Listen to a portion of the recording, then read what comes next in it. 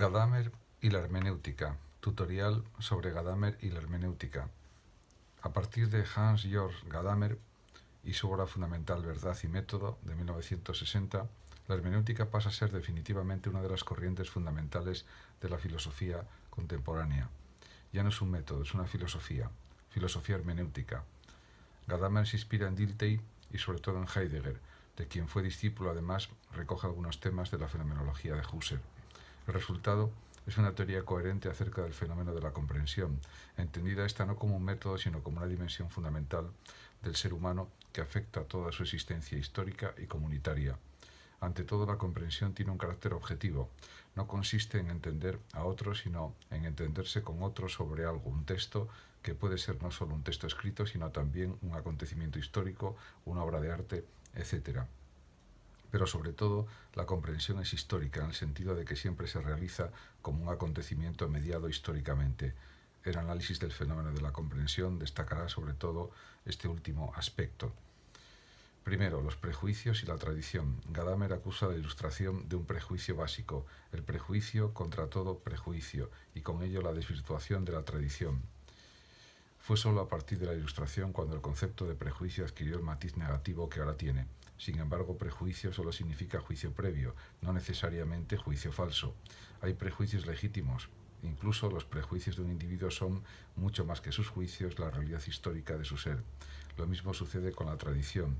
Solo significa conservación, por lo que representa siempre un momento de libertad y de la historia, de tal manera que incluso en los tiempos revolucionarios se conserva mucho más de lo que se pudiera creer. Exigir una comprensión libre de todo prejuicio no solo no es posible, sino que anularía toda posibilidad de comprender.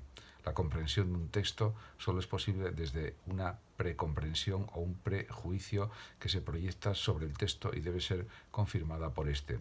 Así, toda comprensión se realiza dentro de un círculo hermenéutico. Así pues, el texto se interpreta desde el prejuicio y este se verá modificado por lo que da el texto, lo cual conducirá a una nueva comprensión del texto. Tal es el movimiento circular y sin fin de la comprensión. Sin embargo, el intérprete no es un yo abstracto, forma parte de una comunidad y una tradición y de ella ha recibido sus prejuicios.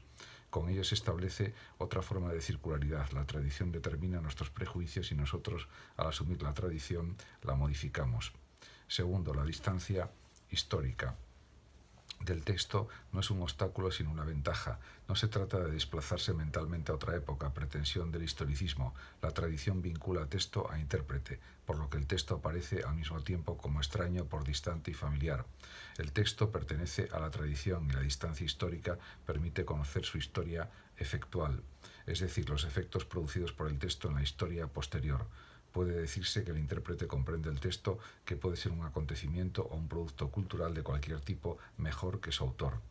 Comprender no supone, pues, trasladarse a la época del autor del texto del acontecimiento, más bien supone una fusión de horizontes, en un horizonte más amplio que los abarque a ambos.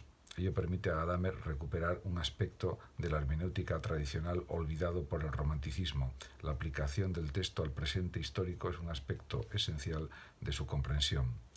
Tercero, otros aspectos de la comprensión. A. Posee la estructura de la experiencia, entendida esta como experiencia dialéctica, es decir, como aquello que no es como se podía esperar y que por tanto contradice nuestros prejuicios. B. Posee la estructura del diálogo, un diálogo en el que sabe preguntar, es decir, abrir un horizonte de sentido es lo más importante. C. Por tanto, todo el proceso de comprensión es lingüístico. El lenguaje es el medio universal en el que se realiza la comprensión misma.